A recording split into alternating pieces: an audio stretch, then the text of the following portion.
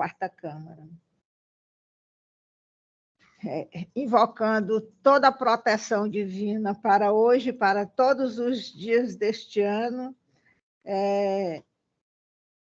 declarar abertos os trabalhos.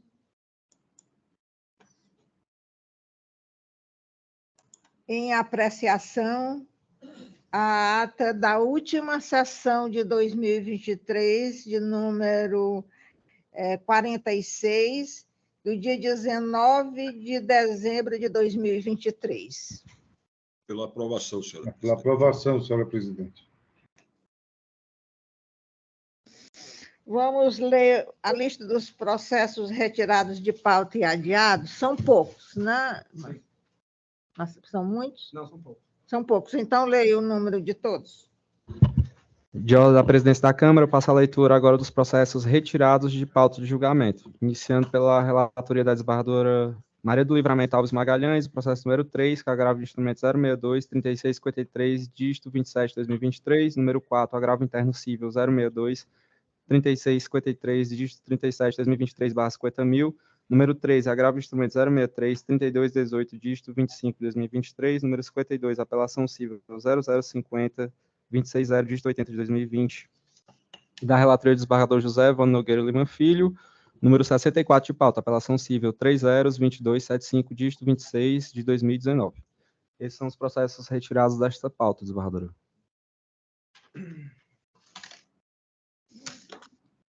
Para dar agilidade aos trabalhos da secretaria, vamos confirmar os votos provisórios, com exceção dos que pendem de debates orais, pedidos de vista e demais questões a serem apreciadas pelos julgadores.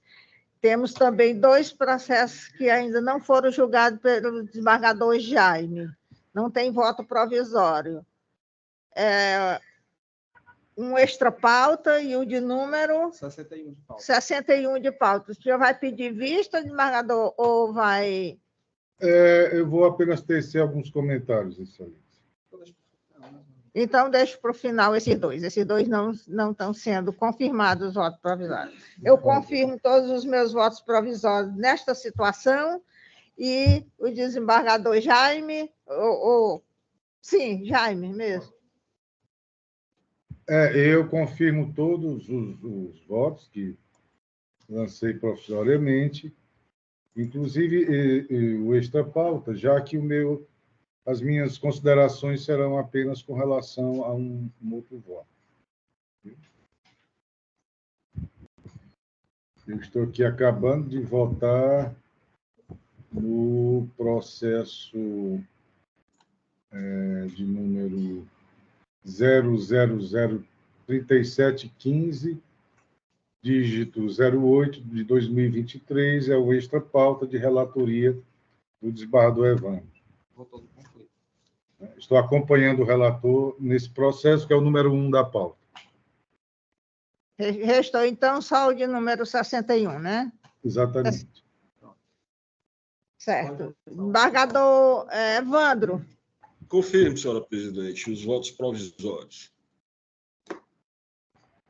Então, todos os votos confirmados, a secretaria pode iniciar os trabalhos.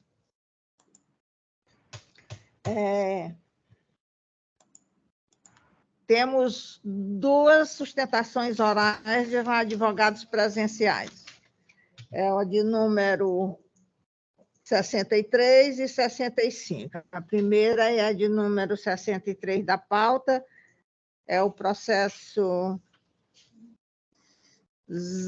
É uma apelação civil, processo 0006977, dígito 64 de 2000.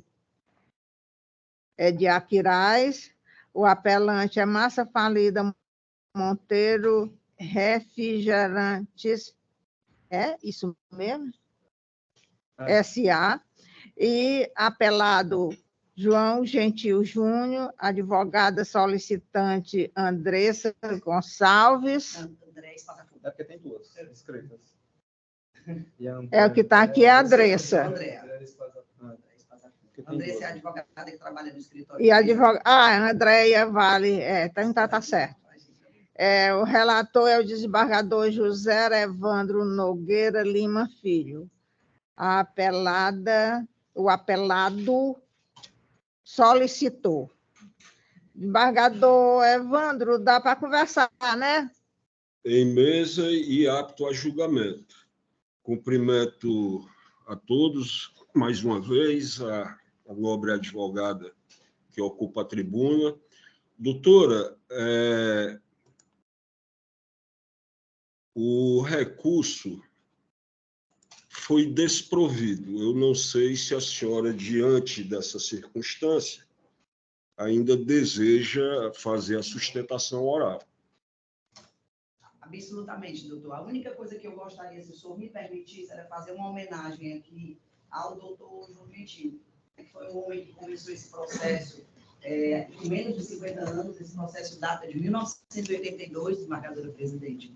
E foi uma verdadeira aula de processo. E o meu único arrependimento em toda essa história é não ter dito ao doutor João Gentil que eu deveria ter pedido a ele para trabalhar nesse processo, porque foi uma grande aula de processo. Nós tivemos aqui agravo de instrumento, recurso especial, recurso extraordinário, rescisória da rescisória, mandado de segurança e tutela antecipada concedida e rescisória, e o processo que teve sua primeira sentença em 2017.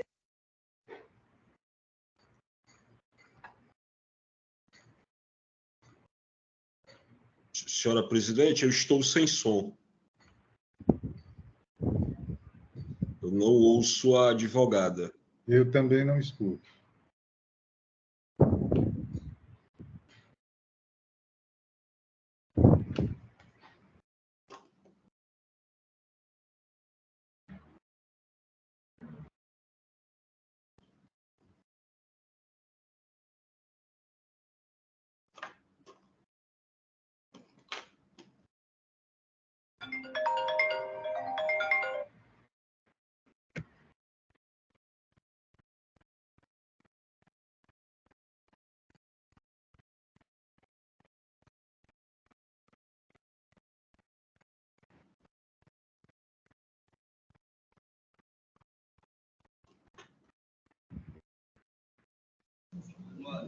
O senhor me escuta, desembargador?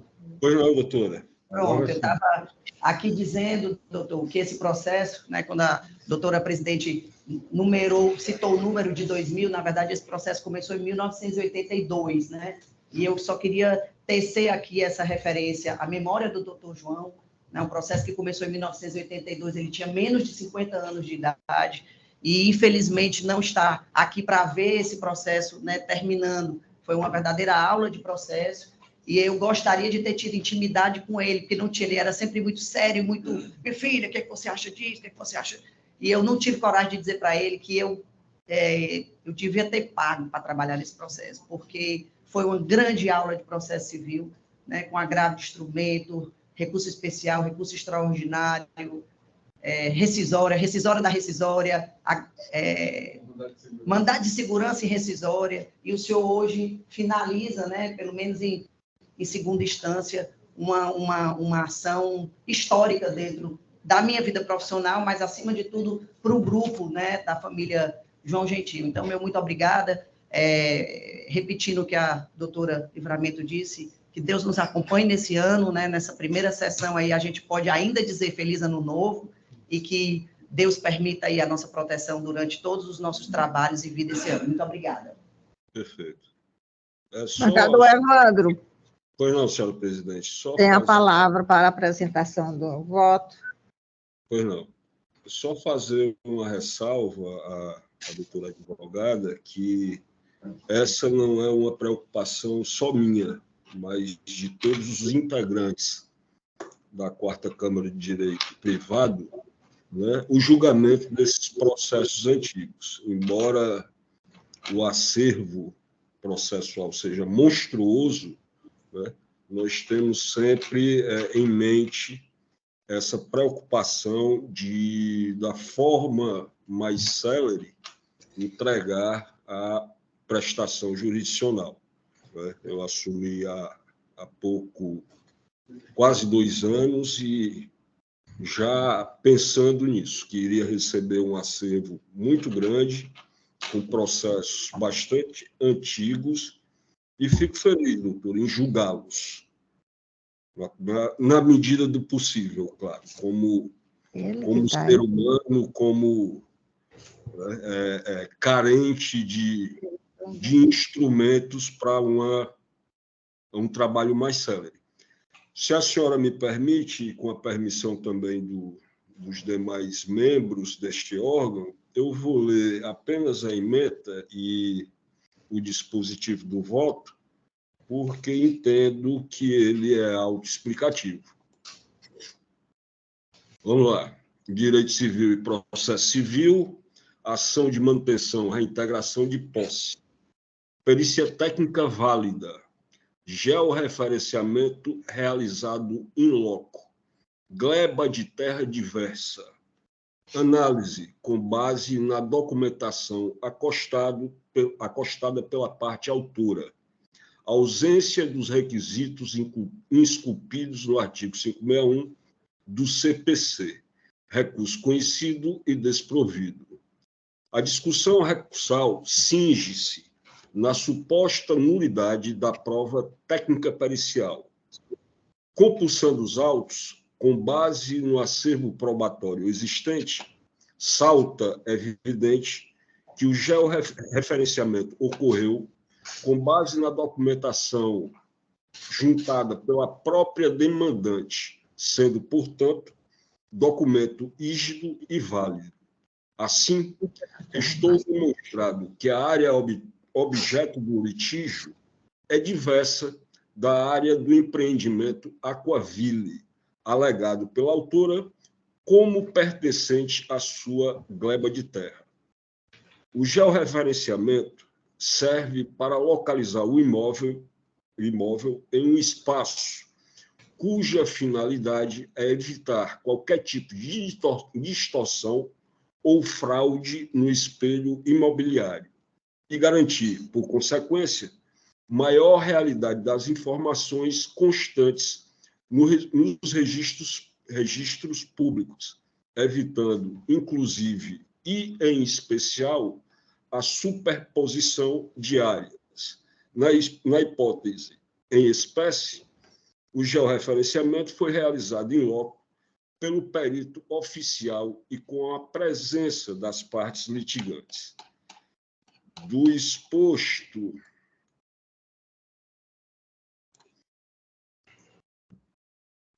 não demonstrado pela promovente o exercício da posse e a alegada turbação, ônus que lhe competia, a improcedência do pedido formulado na inicial é medida acertada. É nessa forma, senhora presidente e demais julgadores, que conheço da apelação, mas para negar-lhe provimento. É assim que voto, senhora presidente. Como voto do desembargador Jaime. Obrigado, excelência. Mais uma vez, eu reitero, né, as minhas saudações e votos de muita felicidade nesse ano que se inicia. Cumprimento a todos os presentes, em especial ao doutor André, né, com quem estive ontem debatendo esse processo realmente de muita complexidade. E, seguindo, eu acompanho integralmente o voto do eminente relator. Senhora presidente, me permita só fazer também uma ressalva à doutora Andréa. Recebi, doutora, hoje pela manhã, cedo, em tempo hábil, meu gabinete tratou de me mandar bem cedo, o seu memorial. Não sei se a senhora tinha agendado despachar comigo, mas eu estou, não sei se a senhora ouviu, muito gripado, por isso não compareci, mas recebi o seu memorial. Obrigado, presidente. Eu também acompanhei o voto do desembargador Evandro e proclamo o resultado. O recurso foi conhecido e improvido. Um bom dia aqui especial para o doutor Cortez, que está ali caladinho, não tinha visto, né? Bom dia, doutor Cortez. Muito obrigado, desembargadora. Um prazer. Bom dia, doutor Cortez. Um prazer ver a todos. Doutor Cortez, bom dia. Bom dia, desembargador. Bom dia, Saudação, doutor bom dia, Cortez. doutor Carlos. Desembargadora, a senhora disse que estava incumbida de estar presencialmente, e tem um ditado popular que diz: o dono do defunto pega na cabeça, né, desembargadora? Muito obrigado.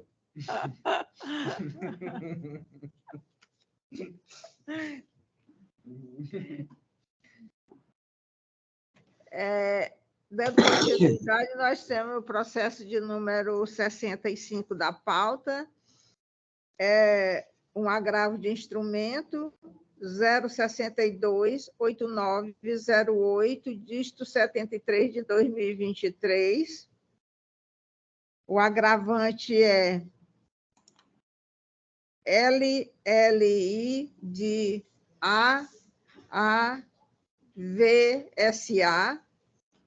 advogado solicitante Glauco Sidraque do Vale Menezes, aqui presente. O agravado é NM de ARPIS de AIEMN. O relator é o desembargador Francisco Jaime Medeiros Neto. O agravante solicitou. Doutor, o senhor dispensa a leitura do relatório? Excelentíssima, eu dispenso. Então, faça uso da palavra pelo prazo regimental. 15 minutos. Inicialmente, bom dia a todos. Bom dia. Saúdo a todos na presença da desembargadora Maria do Livramento, presidente desse ato, aos desembargadores que não estão aqui presentes, o desembargador relator Francisco Jaime, um especial bom dia também ao desembargador Evandro, com quem tive a oportunidade de, no passado, conviver. Não tive a oportunidade de estar na posse de Vossa Excelência, mas tinha um revê-lo, ainda que à distância, e dizer da satisfação de dividir esse momento, ainda que provisório, neste labor profissional. Estimo as melhoras também de Vossas Excelências, os dois, tanto o desembargador Francisco Jaime quanto Vossa Excelência, que apresentam-se nesse momento difícil de retorno do Covid, mas tudo sob controle por enquanto. Eu espero que a vacinação tenha servido e parece que está servindo. Excelências, bom dia. Externo também meus votos de um feliz 2024, já que é a primeira sessão, né, da Câmara. Bom dia aos demais presentes. Senhoras e senhores, nós estamos diante de um agravo de instrumento em que pese não ter sido do conhecimento de Vossas Excelências, pelo menos dos demais, acredito que não. Preciso reportar que eu havia feito um pedido para retirada de pauta de julgamento, tendo em vista a pendência de julgamentos de embargos de declaração no agravo interno, manejado ainda nos autos recursais. E que o julgamento deste agravo de instrumento, ele representaria o julgamento do recurso principal, podendo vir a prejudicar o recurso acessório. Mas o desembargador relator, Francisco Jaime, com muita propriedade, ontem já cuidou de despachar, em que pese lamentar a decisão de indeferir, de manter o julgamento. Eu preciso fazer essa ressalva de que existe essa pendência no julgamento dos embargos, que pode trazer prejuízo ao julgamento do presente agravo de instrumento. Há também outra ressalva a fazer, embora não tenha sido colocado na petição, não tenha sido apreciado pelo desembargador relator. Existe um outro agravo de instrumento com as mesmas partes, o mesmo objeto, que está também para ser julgado por Vossas Excelências. Talvez tivesse sido melhor processualística a reunião dos dois para não haver julgamento distorsivo, é o de número 062-7094-26, 2023. Esse agravo de instrumento foi interposto pelo ora agravado. Nós tivemos dois agravos, um interposto pelo agravado e outro por nós. Na realidade, essa nomenclatura que foi colocada aí para Vossa Excelência ler com muita dificuldade, na realidade é a LIVE. A LIVE é um plano de saúde, linhas inteligentes de atenção à vida, e a parte agravada, Nicolas Matos. Por ser menor, obviamente, ele está indecifrável. Bom, sem mais delongas. Excelências, é preciso dizer que existe no inconsciente coletivo um preconceito natural contra os planos de saúde, os seguros de saúde. E eu não culpo, porque, na realidade, todos nós aqui, eu, Vossas Excelências, todos que estão aqui presentes, somos usuários de plano de saúde, seguro de saúde, ou então caixa de assistência. E, de forma direta ou indireta, em algum momento das nossas vidas, ou por nós ou por nossos parentes, nós já tivemos aborrecimentos com os planos de saúde, já tivemos negativas de procedimentos quando nós mais precisávamos. E é compreensível que nós tenhamos essa antipatia natural com relação aos planos de saúde, aos seguros de saúde, de um modo geral. Mas é preciso ter a responsabilidade, e isso Vossas Excelências possuem com muita propriedade, para analisar os julgados conforme a casuística. E nos preocupa muito em trazer sempre, quando vem fazer sustentação oral em defesa dos planos de saúde, pelo menos da minha cliente, o de fazer com que se enxergue, no caso concreto dos autos, as minúcias dos fatos que conduziram à ação judicial e depois a interposição recursal. De modo a que fique claro que, por mais que exista esse pré-julgamento, esse preconceito, essa preconcepção do que são os planos de saúde, ou das burocracias inerentes à atividade da saúde suplementar, que o caso em si possa ser analisado com a devida propriedade, com a devida atenção, para que não resulte em injustiças. O agravante, ele foi injustiçado nesse processo em diversas formas, não está aqui na pauta do mérito, mas é preciso que vocês, excelências, saibam, porque foi multada, não só por litigância de má-fé, como por atentado à dignidade da justiça, indevidamente, pelo simples motivo e simples zelo de tentar recorrer ou de tentar lutar pelo que acredita ser direito. Para contextualizar brevemente os fatos, trata-se de uma ação ajuizada, inclusive em sede de plantão, de um menor que havia sido levado a uma urgência do Hospital São Raimundo, que por sinal integra o grupo econômico do ICC, a LIVE é um braço do ICC, assim como o Hospital São Raimundo. Este menor nasceu com problemas de saúde congênita. Os pais fizeram um plano extensivo a ele somente 5 dias após o seu nascimento, então ele estava no período de carência e teve um problema de saúde que obrigou os seus pais a levá-lo à urgência e emergência, mas não foi autorizado o seu atendimento, a sua internação, tendo em vista a sua condição de carência contratual. Mas nós sabemos que a lei exige que o atendimento, quando de natureza urgente e emergente, ele deve ser atendido e deve ser acolhido.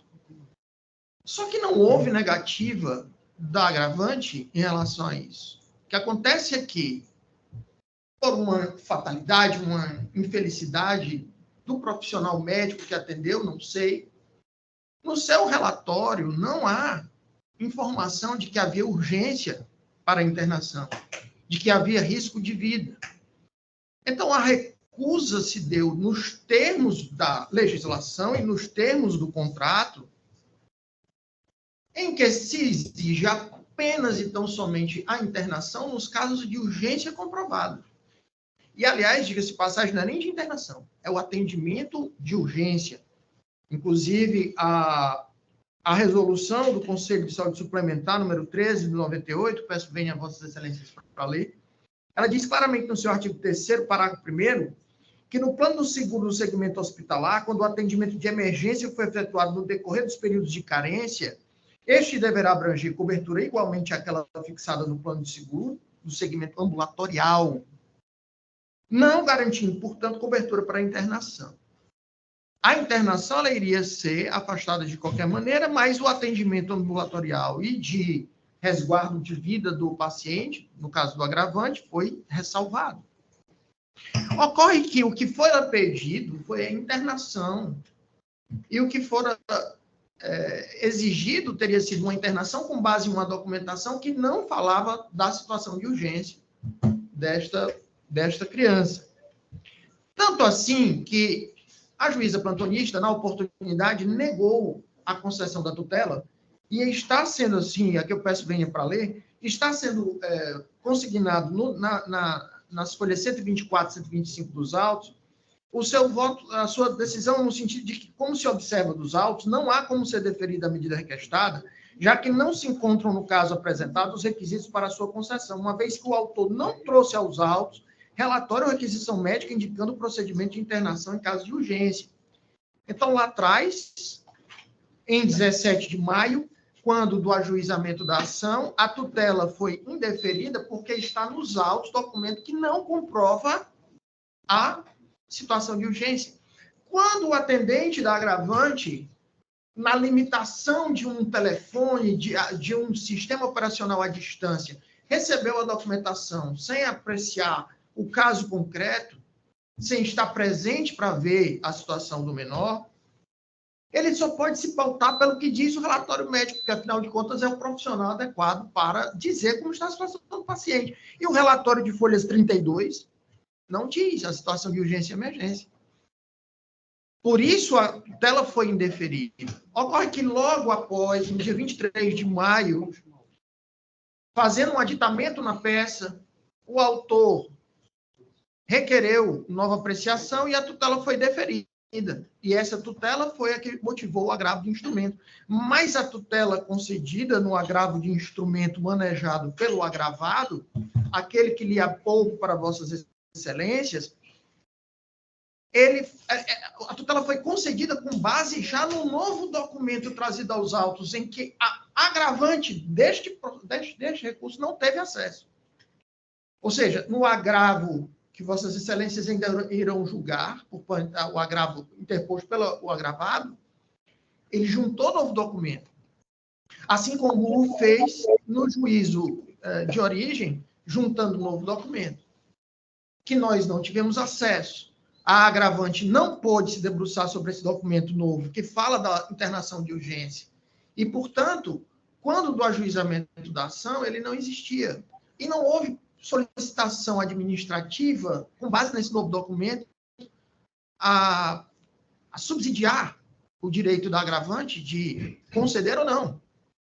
Então, fomos surpreendidos com a concessão da liminar, em sede de agravo, e que depois, por uma infeliz coincidência, tendo em vista que do juízo plantonista que negou, o processo seguiu para a 25ª Vara Cível, e lá, sem tomar conhecimento da decisão do agravo de instrumento manejado pelo agravado, o magistrado de piso também concedeu a liminar. Mas ele também concedeu a liminar com base no mesmo documento que agora se apresentava com o pedido de urgência. De modo que não houve, em momento algum, recalcitrância por parte da agravante, com base no documento que foi apresentado, para a internação, para o atendimento, tanto que ele ficou. Ele foi atendido regularmente no ambulatório, lá permaneceu, e, obviamente, depois continuou por conta da decisão liminar. Ocorre que ele também já recebeu alta no dia seguinte à concessão da medida liminar. Na realidade, quando a concessão da liminar do juízo de piso que motivou este agravo de instrumento foi concedida, ele já havia recebido alta.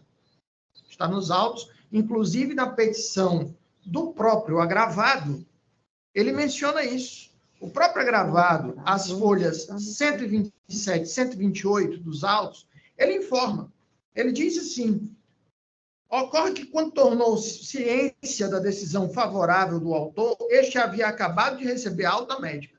O próprio agravado informa que já tinha recebido alta médica, o que motiva, inclusive, uma perda superveniente do objeto deste agravo de instrumento, aliás, do agravo de instrumento dele, e que justifica o provimento deste agravo de instrumento, porque este agravo de instrumento foi manejado em face de uma decisão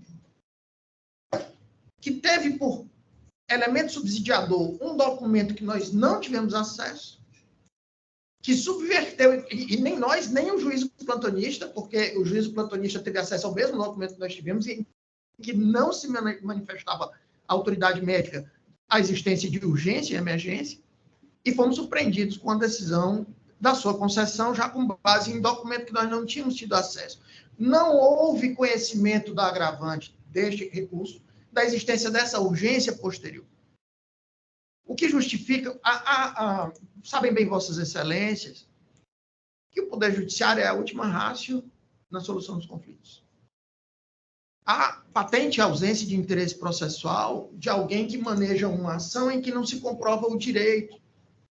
E quando houve recusa com base no texto da lei, com base nas resoluções do Conselho Superior de Saúde, em que se diz que o atendimento em casos de carência só são aqueles abrangidos pela urgência e emergência. É preciso saber que, e aí vossas excelências sabem muito bem, que a sociedade ela se mantém com base nos pactos e nos contratos que são firmados. Porque se eles forem desrespeitados a todo e qualquer momento, com base em elementos que não são possíveis de serem apreciados... Doutor, meio minuto. Perfeito, certo, estou concluindo. Com base em elementos que não podem ser apreciados naquele momento, não é possível que a agravante, assim como qualquer parte contratual, seja apenada com essa circunstância. Então, o pedido que faço a vossas excelências é de provimento do agravo de instrumento para o fim de reformar e revogar a tutela concedida, e desde já eu agradeço a vossas excelências a atenção dispensada. Devolvo a palavra ao desembargador Jaime. Obrigado, excelência, cumprimentando o nobre causídico pela sua brilhante exposição. Eu já peço licença para a leitura do projeto de emenda. Agravo de instrumento, plano de saúde, necessidade de internação hospitalar. Negativa com base em exigência de prazo de carência. Decisão interlocutória que determinou a cobertura integral sem custo adicional pela operadora. Preliminares de nulidade da decisão e ilegitimidade afastadas por deficiência de fundamentação. Paciente recém-nascido com quadro agudo de bronquiolite viral aguda, BVA, e taquidispneia, situação emergencial, configurada. Prazo de carência de 24 horas atendido, conforme previsão contratual. Cobertura obrigatória pelo plano de saúde, artigo 12, inciso 5, letra C, e artigo 35, letra C, da Lei 9.656. Limitação do tempo de internação hospitalar, impossibilidade. RESP, número 1764859 do Rio Grande do Sul. Requisitos para deferimento da tutela de urgência constatados. Artigo 300 do CPC. Decisão interlocutória mantida, agravo de instrumento conhecido e desprovido. Esse é o meu voto, excelência, que submeto aos meus pares. Nós já temos voto provisório. Eu confirmo o meu voto provisório e pergunto ao desembargador Evandro como vota. Pois não, senhora presidente. Colho da oportunidade para cumprimentar o doutor Glauco Sidraque, a quem não vejo há 20 anos ou mais, mas é sempre um prazer, doutor. Senhora presidente, eu confirmo o meu voto provisório e acompanho integralmente o eminente relator.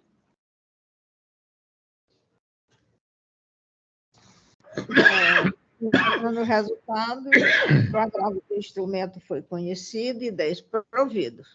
Agradeço a todos a atenção dispensada, excelentíssimos senhores desembargadores, principalmente o doutor Evandro, realmente, de fato, há 20 anos pelo menos, mas foi uma satisfação enorme revê-lo.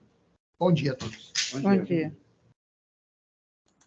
Agora a gente volta para o início da lista.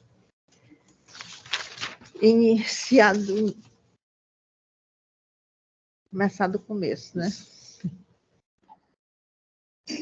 Dando continuidade, nós temos o agravo de instrumento número 0634682, dígito 84 de 2023, de Fortaleza. Chama as partes, por favor, que é da minha relatoria, eu vou localizar o processo. É o número 14 de pauta, agravante AAN, agravado AFN. Se inscreveram 2 advogados, Dr. Francisco Jardel Rodrigues de Souza e a doutora Lidenira Cavalcante Mendonça Vieira, ambos representando a parte agravada. E a relatora é a desembargadora Maria do Livramento Alves Magalhães.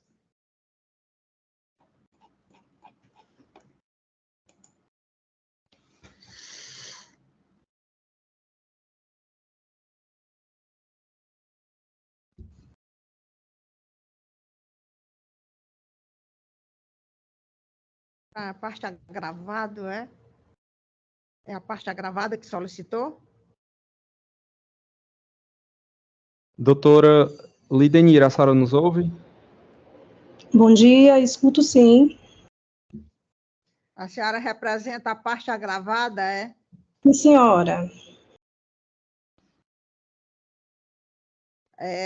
Eu acho até que a doutora pode dispensar a sustentação, porque o recurso não foi provido. Perfeitamente, doutora. Agradeço a oportunidade, de todo modo. A cabeça da ementa Ok. é a apelação cível, é o número 14, né? 14, isso. 14, estou no 41. 14.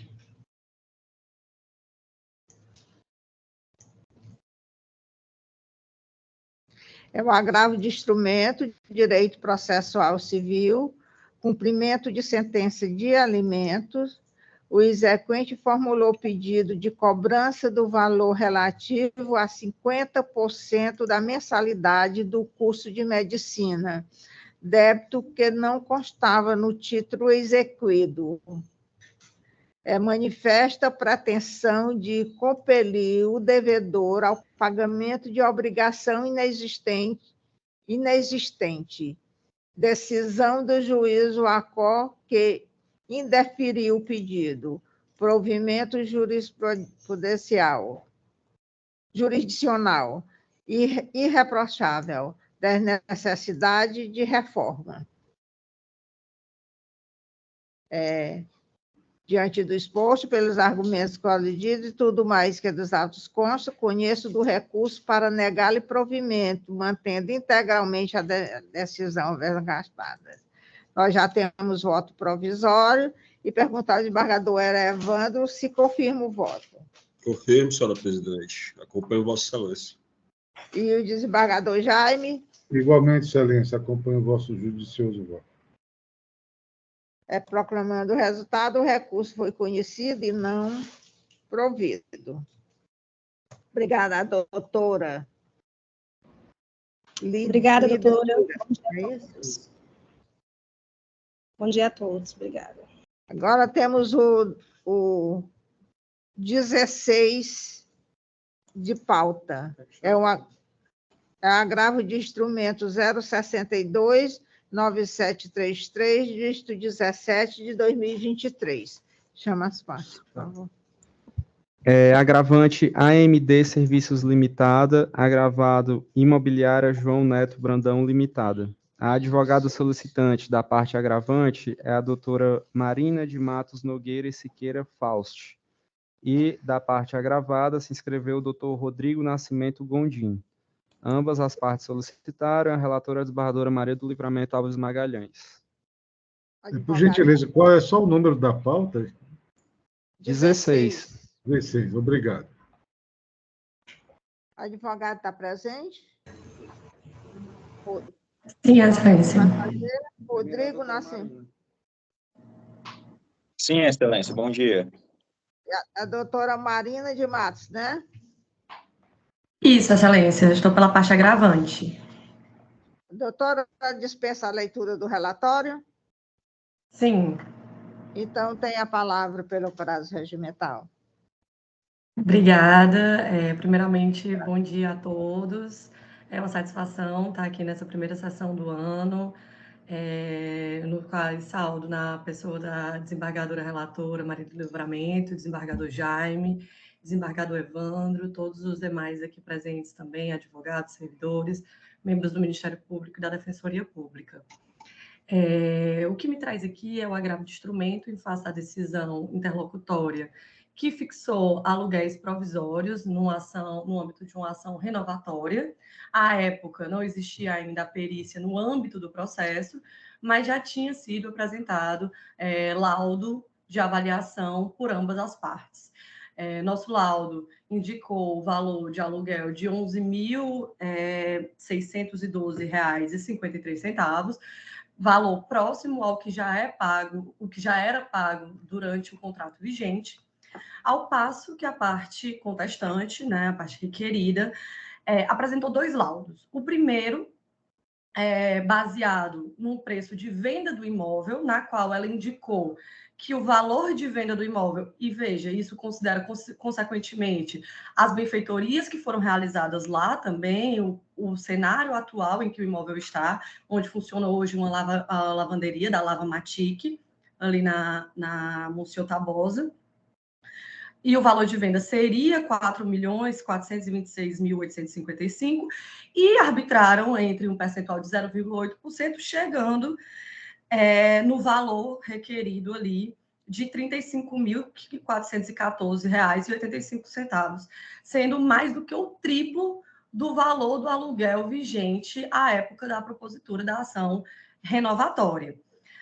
Curiosamente, foi apresentado também pelo requerido um outro laudo, esse pautado em aluguéis presentes na redondeza, que chegou ao valor de R$ 22.000, um valor ainda o dobro do que vinha sendo pago, mas veja, R$ 13.000 mais barato do que o laudo que fundamentou o pedido do contrastante nos R$ 35.414, dos R$ 35.414,85.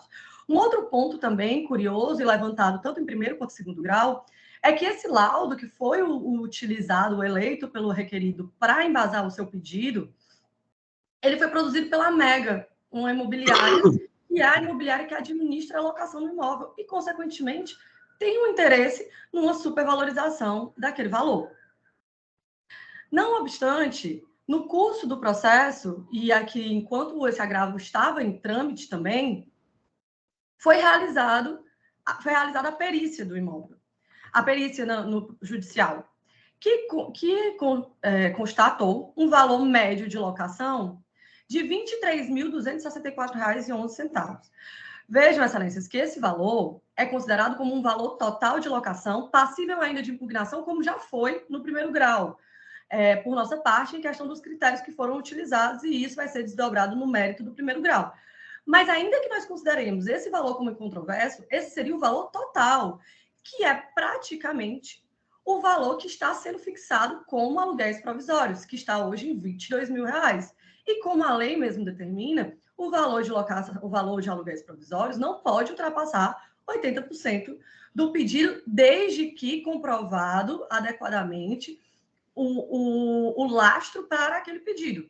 Todas as provas do processo se distanciam e muito do valor absurdo de R$ 35.414.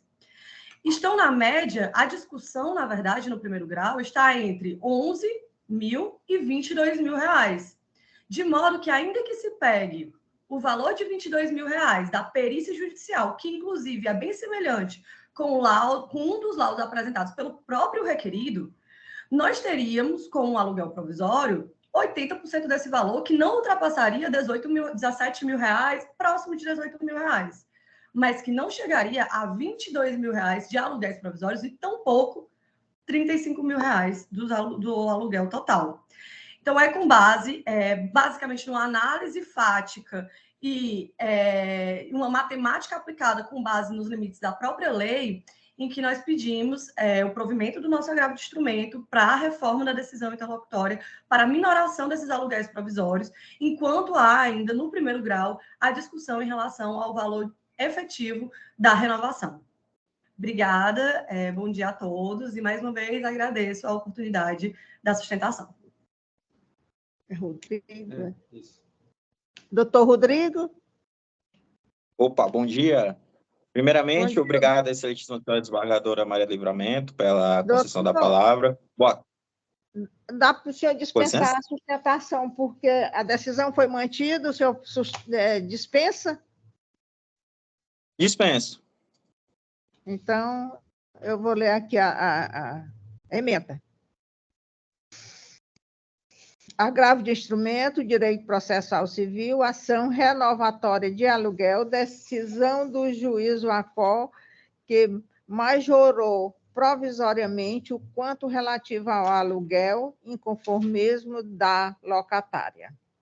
Em caso, o inconformismo da agravante está consubstanciado no valor fixado pelo magistrado ACO a título de aluguel provisório na ação renovatória proposta pela parte locatária recorrente. A parte agravante embasa sua tese central na suposta desproporcionalidade do valor requerido pela locadora agravada, a título de aluguel provisório, uma vez que, supostamente, tal numerário se mostra de veras superior ao valor de mercado, sustentando desta forma um manifesto desequilíbrio entre as partes. Na esteira do que asseverou a magistrada ACO, constata-se a necessidade de dilação probatória, uma vez que é ausente laudo pericial ou avaliativo, porquanto os documentos apresentados foram produzidos de forma unilateral pelas partes. Com efeito, antes de iniciada a instrução processual, não há como reconhecer na documentação acostada a presença de prova inequívoca a ponto de convencer o julgador a respeito da probabilidade do direito e do fundado receio de dano irreparável ou de difícil reparação, uma vez que a interlocutória determinou o pagamento da quantia em patamar razoável, ante ao conjunto probatório produzido unilateralmente pelas partes. Outro sim, produzido unilateralmente pelas partes. Outro sim, mostra-se o deciso fustigado e irreprochável, necessitando de reforma. Recurso conhecido e improvido, decisão recorrida mantida, como voto, e pergunta ao desembargador José Evandro Nogueira Lima Filho como voto. Acompanho Vossa Excelência. E o desembargador Jaime? De igual forma, Excelência, vos acompanho. Então, proclamando o resultado, o recurso foi conhecido e não provido. Obrigada aos doutores. Excelência, com licença. Gostaria só de saudar o doutor e professor Carlos Augusto, que foi meu professor na Unicristo, na cadeira de Direito de Família. Mandar um abraço aí, professor, e muito obrigado aí pela presença de todos.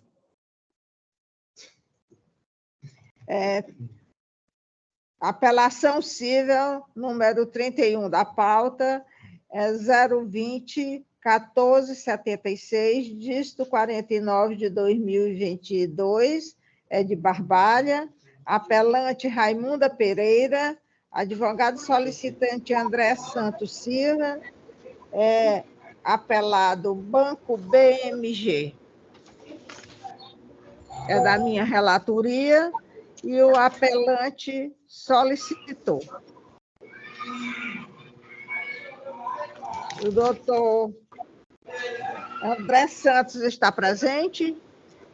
Sim, Excelência, estou aqui. Doutor, o senhor dispensa a leitura do relatório? Sim, dispenso. Então, faça uso da palavra pelo prazo regimental.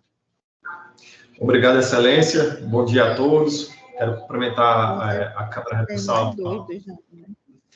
em nome da desembargadora, relatora, cumprimentar os outros desembargadores, o doutor Evandro, o doutor Jaime, certo? E aos colegas advogados aqui presentes nessa Câmara. Tá? E aos serventuários da Justiça que fazem essa sessão se realizar. Sendo sucinto e breve, né, trata-se de um empréstimo sobre a RMC, né, do senhor Raimundo Pereira. Certo? Ele buscou o Banco BMG para a fim de realizar um empréstimo consignado junto ao seu benefício, porém foi lhe ofertado um produto que ele não queria, não tinha intenção de contratar, que foi o caso empréstimo sobre a RMC, que é um empréstimo, de certa forma, é um produto mais oneroso do que o empréstimo comumente realizado, certo? A decisão do juiz Lacó, ele entendeu que, pelas formas juntadas pelo Banco BMG, o empréstimo se deu de forma regular, ou seja, juntou o contrato de empréstimo com assinatura de testemunhas, à vista o senhor Raimundo Pereira, ele se analfabeto, não opor a sua assinatura, opor somente a digital, e assim decidiu o juízo de primeira instância pela improcedência da ação, certo? Em resignado, o autor busca aqui a reversão dessa decisão do juiz Lacó nos seguintes fundamentos, né? O empréstimo sobre a RMC, ele é um empréstimo muito mais oneroso do que o empréstimo comum, do que o mútuo normal, que é comumente oferecido. De tal forma, ele buscou o Banco BMG apenas para realizar um mútuo, um empréstimo, junto ao seu benefício. E lá foi-lhe ofertado um produto diverso. Foi-lhe ofertado um produto do empréstimo sobre a RMC, sendo que, nesse momento, faltou o dever de informação. O banco réu, ele não agiu, de certa forma, com o direito prevê, né, com o dever de informação, informar como é que seria se dava esse empréstimo sobre a RMC, quais eram as vantagens e desvantagens, assim como parcelas, assim como...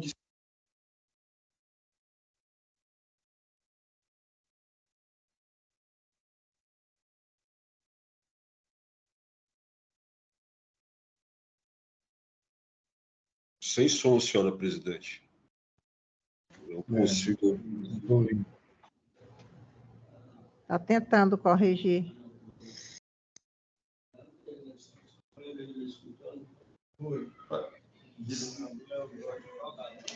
Está com som? Tá tudo ok agora? Estão ouvindo? Desculpem.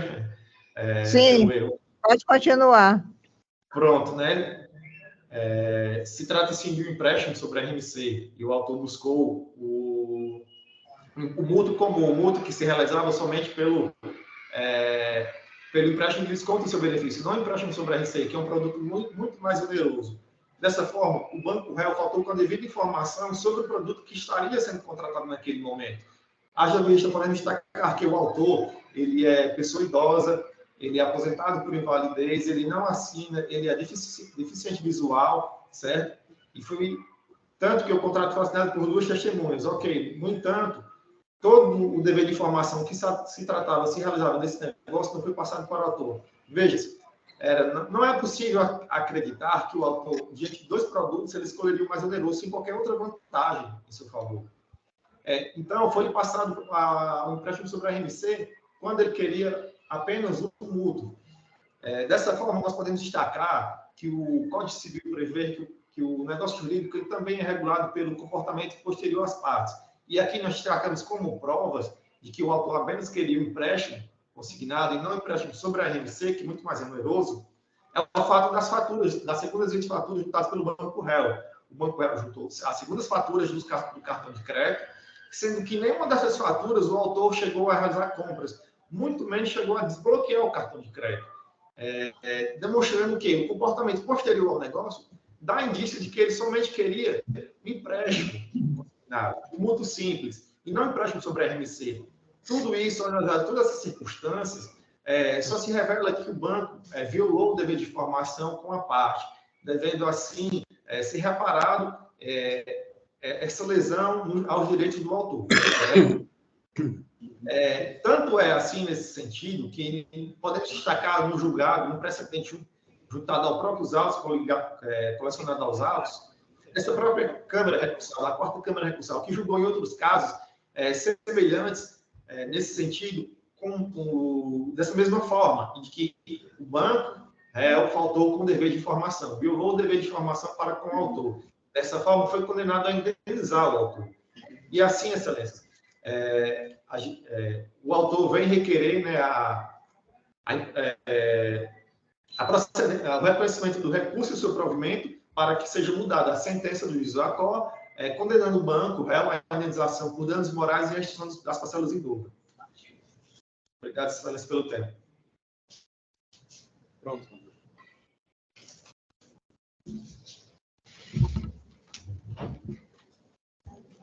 Aqui é o famoso empréstimo, né? Nós já tivemos outras ações parecidas e que eu julguei a apelação procedente, mas essa daqui eu não tive como fazer, porque a prova de que o apelante estava acompanhado com pessoa da família, inclusive assinou o arrogo dele, teve testemunha, então não tem como ele alegar que não tinha conhecimento do empréstimo.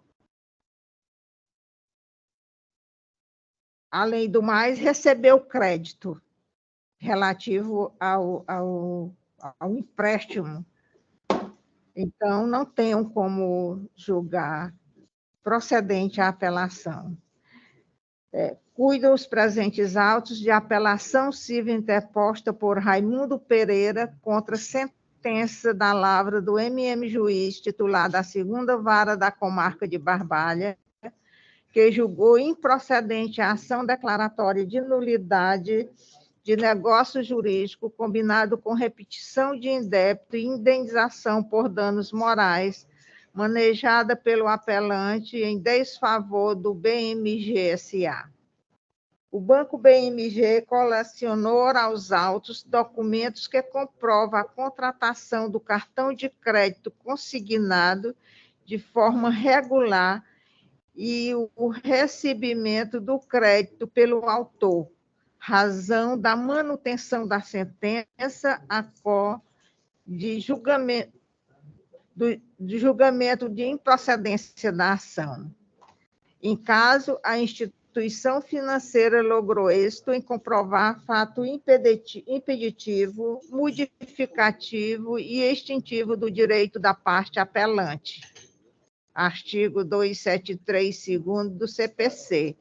Ao exibir em juízo as cópias dos contratos devidamente assinados pela parte autora e documentos pessoais, assim como o recebimento do crédito. Destarte, reconhecida a validade do negócio jurídico, impõe-se como corolário a improcedência dos pedidos autorais, de modo que a sentença de primeira instância não merece reproche. Apelação conhecida, mas improvida. É como voto, e pergunta ao desembargador Evandro se confirma o voto provisório. Pois não, senhora presidente. Cumprimento o doutor André Silva. Senhora presidente, como bem ressaltado, sobejam as provas da contratação, razão pela qual me acosto integralmente ao voto condutor. E desembargador Jaime, confirma o voto provisório? Sim, excelência, confirmo o voto provisório e aproveito para cumprimentar também o doutor André Silva por sua apresentação. Proclamando o resultado, o recurso foi conhecido e não provido. Até mais, doutor. Obrigado, excelência. André Santos Silva. Obrigado, excelência. Bom dia, bom trabalho a todos. Então, agora temos o processo da relatoria do desembargador Jaime, né? 77 da pauta.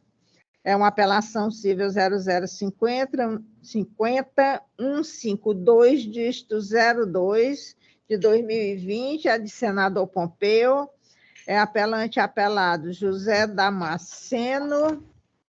Apelante apelado Banco Itaú Consignado S.A.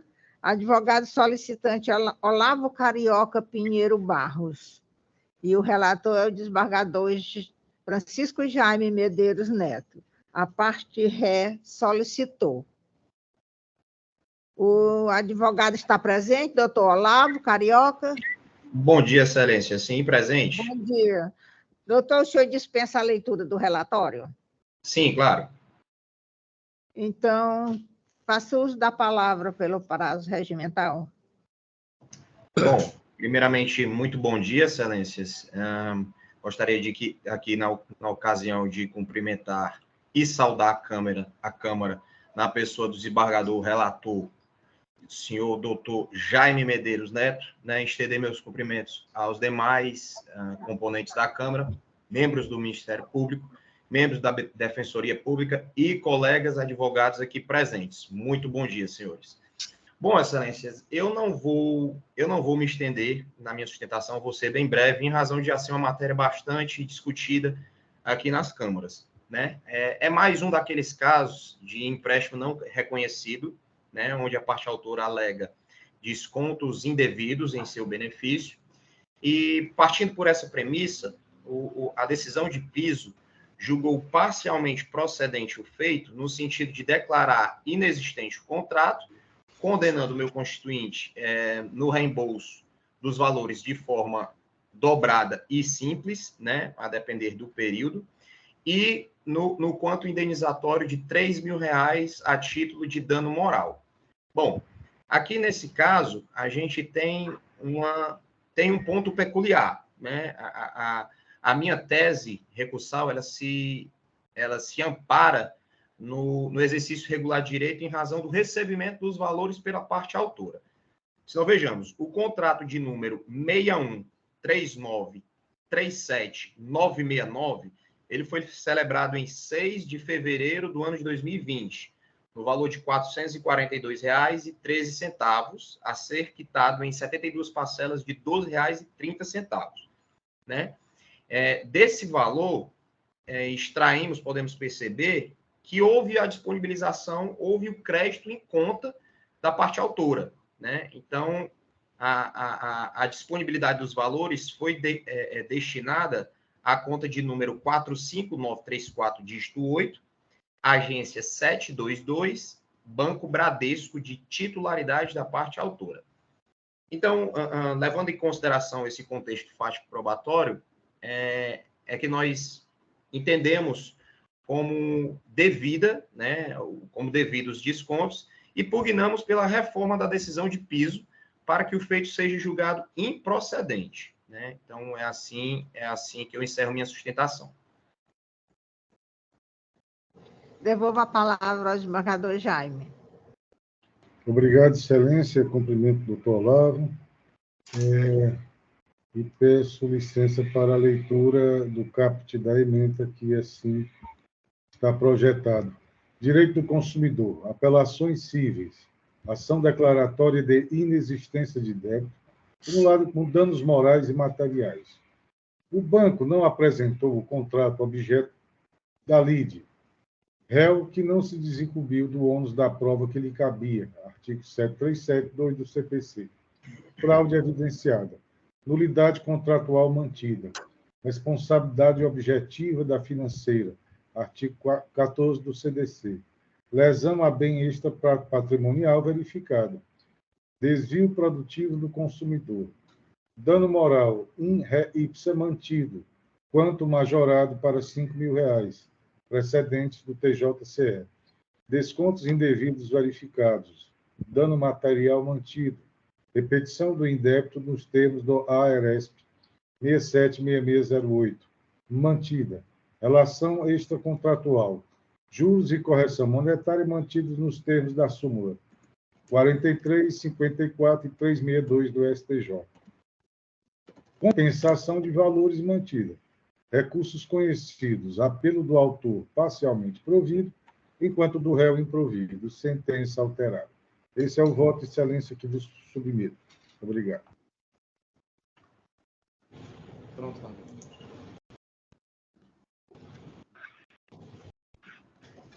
Eu mantenho o meu voto provisório e pergunto ao desembargador Evandro como vota. Também mantenho, presidente, acompanhando o eminente relator. 77. O resultado ficou assim. Por unanimidade, recursos foram conhecidos, apelo do autor parcialmente provido, enquanto do réu improvido. Sentença alterada.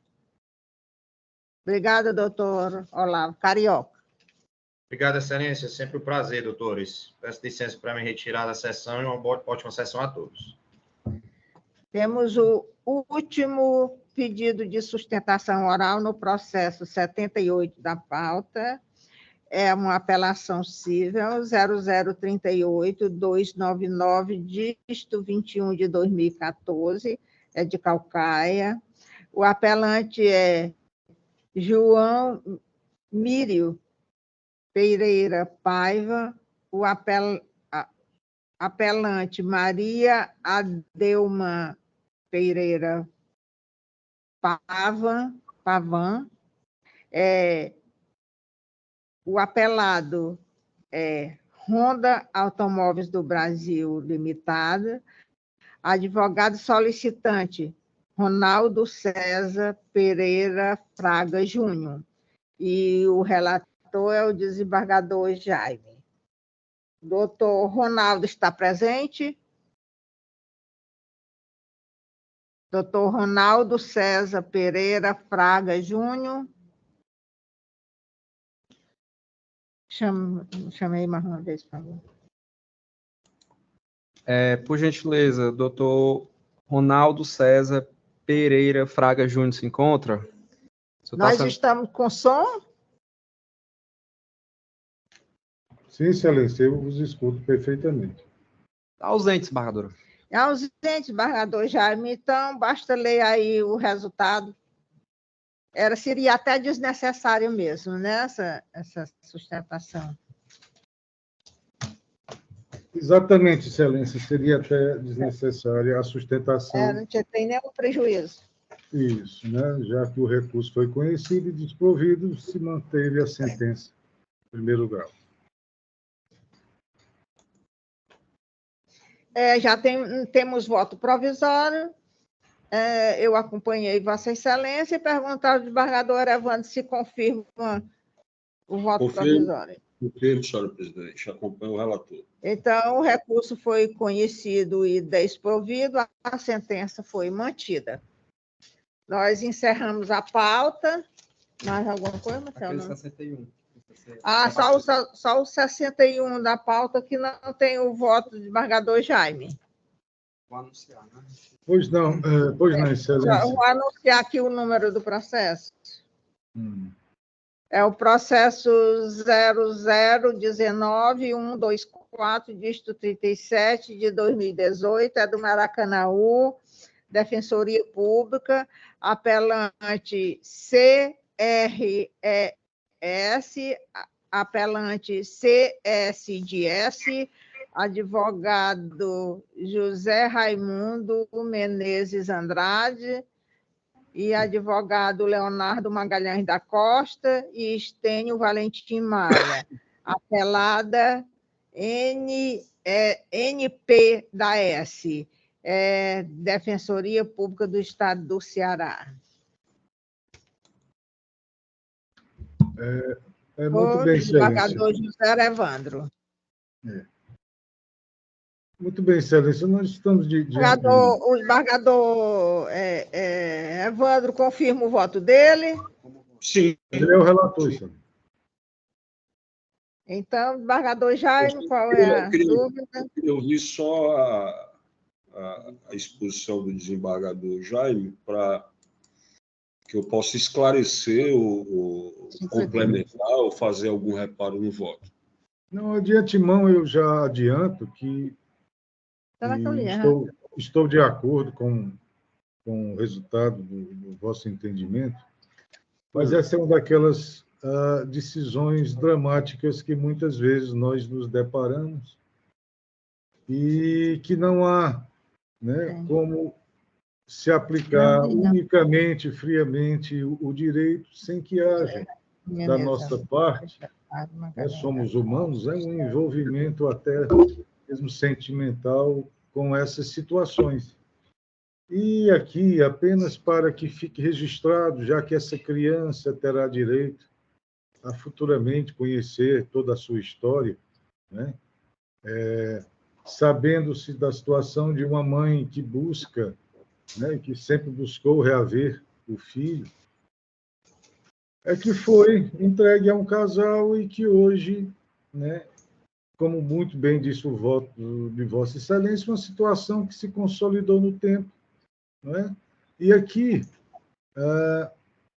no julgamento de casos da espécie, a preocupação, embora exista, não deve ser tão grande com relação aos adotantes, nem com os pais biológicos, mas que o foco seja realmente os reais interesses da criança, nos seus superiores interesses, como diz o artigo 4º do ECA, como diz o artigo 227 da Constituição, né?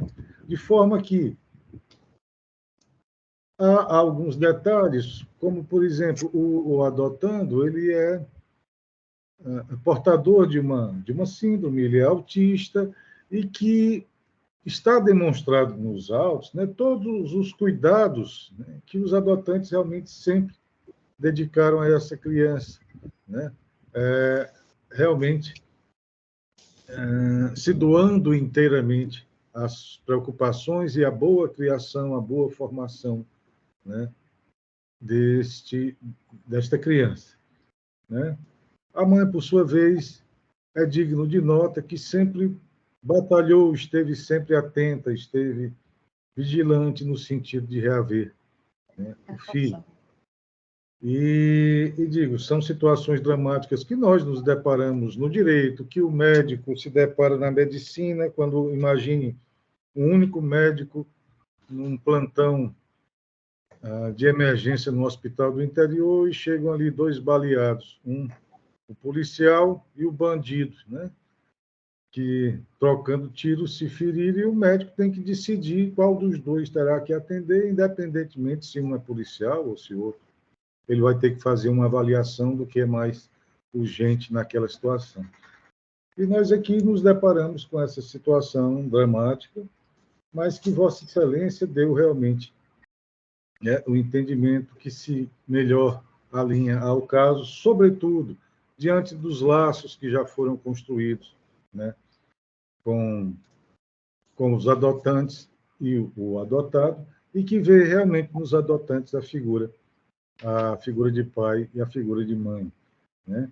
Muito embora atualmente, eu ainda, quando juiz da infância e juventude, não atingi essa fase, hoje em dia se permita nos registros de nascimento, né, vários pais, várias mães, pai biológico, pai afetivo, né, mãe biológica, mãe afetiva, às vezes 2 pais, às vezes 2 mães. Então, é uma forma de se preservar todos os vínculos, né, dos envolvidos.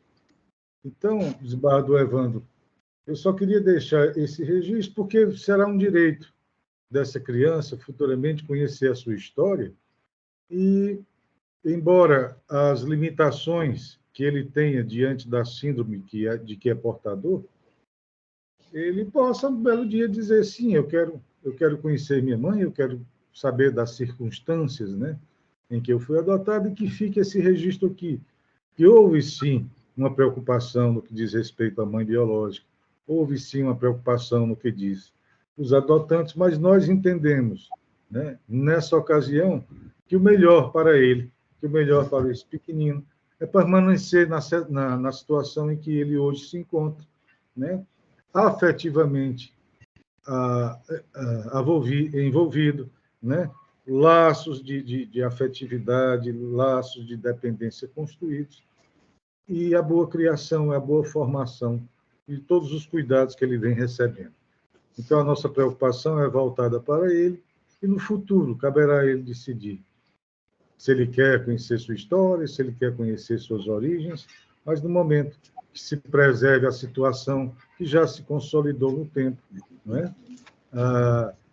essas adoções nos preocupam muito, essas adoções dirigidas, essas adoções intuito persona, que não deixam de burlar a lei, de furar uma fila de coisas, e que é preocupante. Mas isso não é culpa do adotante, né?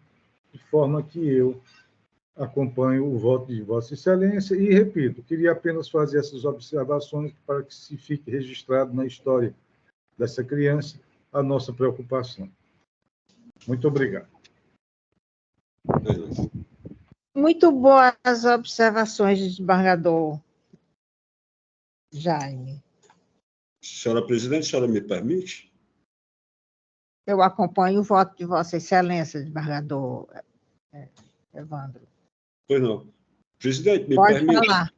A desembargador Jaime, dentro desse seu espírito humanístico, já tendo sido titular da vara, né, específica, o senhor com certeza tem uma experiência muito maior do que a minha.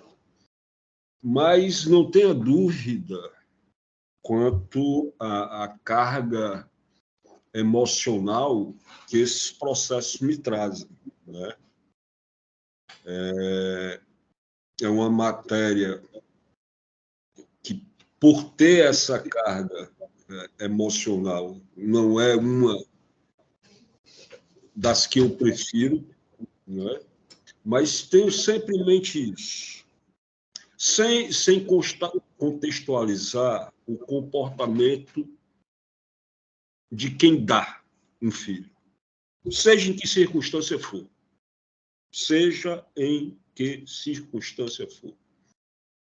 Eu lembro de lições do meu professor de Direito de Família e Sucessão, não por acaso meu pai. Isso aqui, filho fica com a mãe, salvo raríssimas exceções. Eu não vou contextualizar isso, comportamento da mãe, de eventuais necessidades, não vou fazer isso. Mas Vossa Excelência tem certeza que no julgamento deste recurso, a consideração precípua deste julgador foi o bem-estar da criança, mesmo porque é portador dessa síndrome.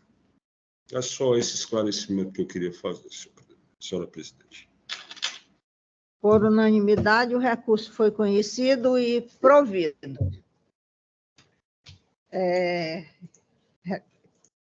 Terminamos a pauta. Algum requerimento, alguma observação? Não, senhora presidente. Apenas desejar uma recuperação ao desembargador Evandro. Né? Da mesma forma. Estabelecido. Obrigado. Um feliz ano novo a todos. Pronto. Claro, encerrada a sessão. Que todos melhorem, que estejamos juntos aqui na próxima terça-feira. Feliz 2024.